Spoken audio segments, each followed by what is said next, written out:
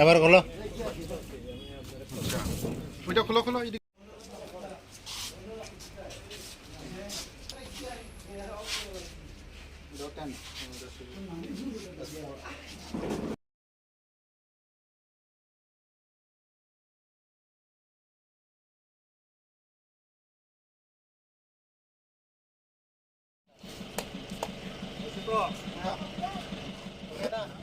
বাজারবাড়ির আউটপোস্টের সামনে vehicle checking ছিল।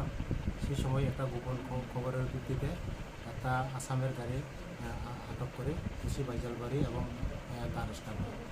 তো সেখানে চেকিং করার পরে এবং এই গাড়িটিকে থামানোর পর দেখা যায় যে ড্রাইভার ইতস্তত হয় এবং এখানে জিজ্ঞাসার পরে তাই কোনো উত্তর দিতে পারে না। তো যার কারণে এরপরে গাড়িটা চেকিং করা হয়। এরপরে চেকিং করার পরে যে তার একটা নতুন বডির মধ্যে কিছু দেখা গেছে যে গাঁজার প্যাকেট। তো সেই অনুসারে আমরা সবাই এবং এসডিও স্যার এবং আমি উসি বাইজালবাড়ি সহ এবার সবাই মিলে এরপরে যেটা গোপন যে করে রাখছে যে গাঁজাটিকে আমরা উদ্ধার করি। সেই উদ্ধার করে টোটাল 17 প্যাকেটে 142 কেজি গাঁজা উদ্ধার করে।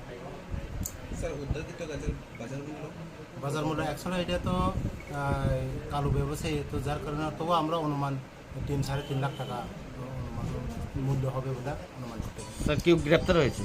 হ্যাঁ, অবশ্যই একজন গাড়ির ড্রাইভার, যার বাড়ির নাম আরিকুল ইসলাম বানিয়া বলে ড্রাইভার আসামের, তাকে আটক করে এবং গাড়িতেও আটক করে। স্যার প্রাথমিক তদন্তে গাঁজাগুলো কোথায় যাচ্ছিল যা উঠে আসলো আপনাদের কাছে? প্রথম তদন্তে আপাতত ওই আগরতলা সাইড হঠাৎ সিরাই সাইড থেকে আসামের উদ্দেশ্যে যেতেছিল। তো দেখা যাক এখন তদন্তের বিষয়, তারপরে কোথায় থেকে কীভাবে এসেছে সেটা আমরা তদন্তের জন্য আমরা